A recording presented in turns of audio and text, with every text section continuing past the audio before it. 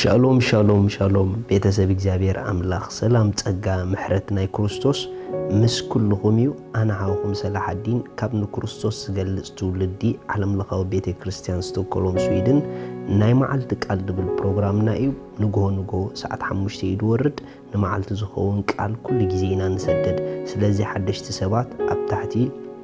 ሰብስክራይብ ምግባር ነታ ደወል ብምጽቃጥ ቤተሰብ ናይዚ ቻነል ኮንኩም ኩሉ ጊዜ ንጎ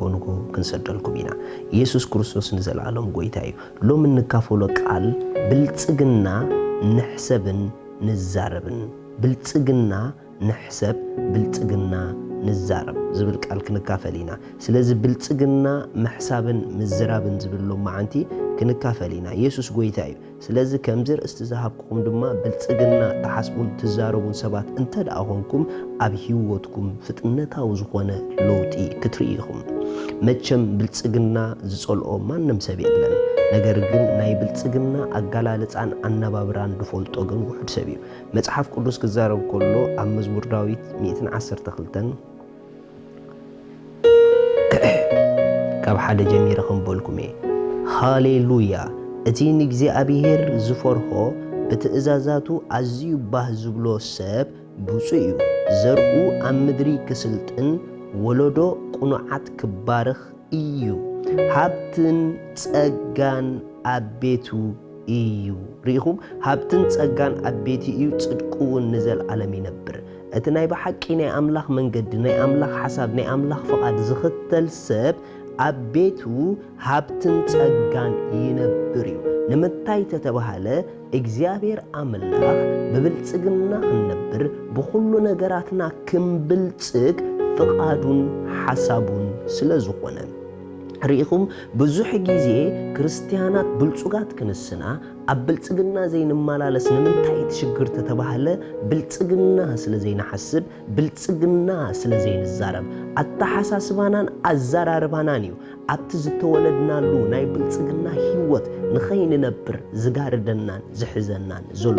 እምበር ክንውለድ ኮለና ካብ ናይ ብልጽግና ዓለም ተወሊድና ኢና ብልጹጋት ኢና ናይ ብልጽግና ማንነትን ዘርእን ኣለና እዩ ነገር ግን ገለገለ ንብልጽግና ብኣፍና ንርሕቆ ኢና ኻባና ምኽንያቱ ብልጽግና ፍቓድ ኣምላኽ ምዃኑ ስለ ንዝንግዖ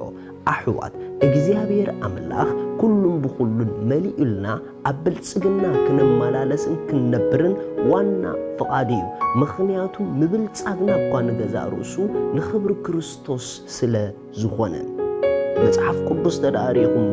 እግዚአብሔር ንበዓል ሙሴ ክዛረቦም ከሎ ኣነ ኣምላኽ ኣቦታትኩም ኣምላኽ አብርሃም ኣምላኽ ይስሐቅ ኣምላኽ ያዕቆብ ኢሉ ይዛረብ እንተዳ እግዚአብሔር ናይ ኣቦታትና ኣምላኽ ናይ አብርሃም ኣምላኽ ናይ ይስሐቅ ኣምላኽ ናይ ያዕቆብ ኣምላኽ ተደኣ ኮይኑ እዞም ሰለስተ ሰባት ኣነ ኣምላኾም ኢሉ እግዚአብሔር ስሙ ዝገለጸሎም ከድኩም ናቶም ህይወት ኣጽንዕዎ ከድኩም ናቶም ህይወት እንተዳ ኣጽኒዕኩምሞ ኣዝዮም ዝበልጸጉ ሰባት እዮም ነይሮም ንምንታይ ተተባሃለ እግዚአብሔር ዘኣምላኾም ስለ ዝኾነ ኣብ ፍቓዱ ክነብሩ ግዴታ እዩ ኣዝዮም ብልጹጋት እዮም ነይሮም መጽሓፍ ቅዱስ ስለ ኣቦና አብርሃም ክዛረብ ከሎ ከምዚ ኢሉ ተዛሪቡሎ ኣብ ዘፍጥረት ምዕራፍ 13 ካብ ጥቕሲ ሓደ አብርሃም ከዓ ንሱን ሰበይቱን ምስ ዘለዎ ኩሉን ሎጥ ድማ ምስኡ ካብ ግብፂ ናብ ደቡብ ኣቢሉ ደየበ አብርሃም ከዓ ብኸብቲ ብብሩር ብወርቂ ብዙሕ ሃብቲሙ ነበረ ሪኹም ብዙሕ ኣለዎ ብዙሕ ሃብቲሙ ነበረ ዋይ ተተባሃለ አብርሃም ንናይ እግዚአብሔር መንገድን ኪዳንን ተኸቲሉ ምስ ወፀ ናይ እግዚአብሔር ፍቓድ ናይ እግዚአብሔር መንገዲ ናይ እግዚአብሔር ኪዳን ኣብ ብዙሕ ምብልጻግ ከም ዝነብር ይርዎ ክወፅእ ከሎኮ ኣምላኽ እንዳባረኽኩ ክባረኸካ ኢሉ ኣውፂዎ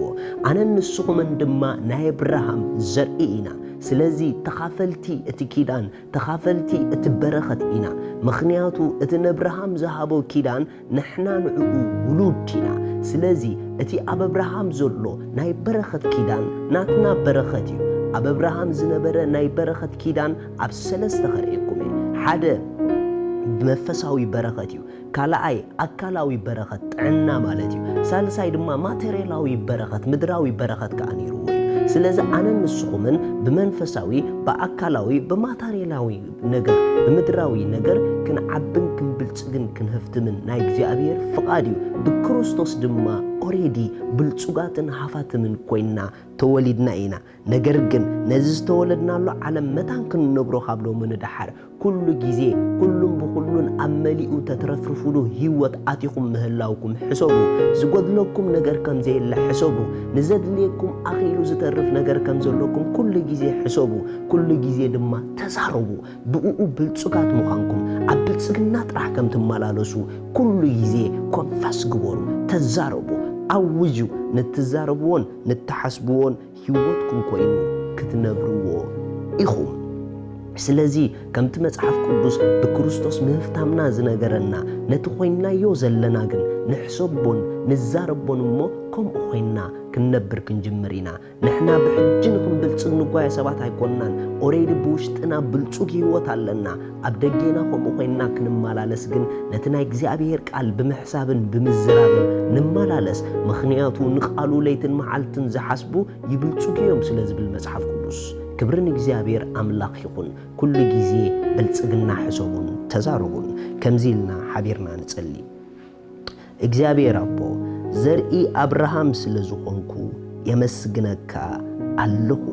በረኸት አምላክ ኣብ ልዕለይ ስለዝኾነ በረኸት ብዙሓት ስለዝኾንኩ የመስግነካ ኣለኹ ኩሉ ጊዜ ኣብ ኩሉን ብኩሉን ዝኣኽለኒ ሒዘ ንሰናይ ግብሪ ጸብለል ስለዘበልካኒ ብስም ኢየሱስ ክርስቶስ የመስግነካ ኣለኹ አሜን ኢየሱስ ንዘለዓለም ጎይታ እዩ ሎሚ ዕድመ ክቐርበልኩም ንጎይታና ኢየሱስ ክርስቶስ ኣብ ህይወትኩም ወሲንኩም ደይተቐበልኩም እዛ መዓልቲ መዓልቲ መድሓንያ ኣይተምልጥኩም ተቐበልዎ ጽባሕ ኣይትበሉ ጽባሕናትኩም ኣይኮነትን ኣብያ ኣለኹም ኣይትፈልጡን ኢኹም ስለዚ ድወሰንኩም ሰባት እዛ ጸሎት ምሳይ ጸልዩ እግዚአብሔር አቦ ስለ ወድኻ ኢየሱስ ክርስቶስ የመስግነካ ኣለኹ ያአምን ኣለኹ ኢየሱስ ክርስቶስ ምእንቲ ሓጢአተይ ኣብ መስቀል ከም እተሰቕለ ዕዳይ ኩሉ ከም ዝኸፈሎን ከም ዝፈጸሞን ከም ዝሞተን ብሳልሰይቲ መዓልቲ ኣምላኽ ካብ ምውታት ከም ዘተንስኦ ያአምን ኣለኹ ኢየሱስ ክርስቶስ ጎይታይ እዩ ንጎይታ ኢየሱስ ክርስቶስ ብምእማነይ ካብዛ ሰዓት ውሉድ ኣምላኽ ኮይነለኹ አሜን እዚ ዝወሰንኩም እንኳዕ ሓጎሰኩም ጽቡቕ ውሳነ ወሲንኩም በዚ ብታሕቲ ዘሎ ስንኩም ጽሓፉልና ከም ድወሰንኩም ንገሩና ንሕና ድማ ሰድልየኩም ክንሰደልኩም ኢና ሻሎም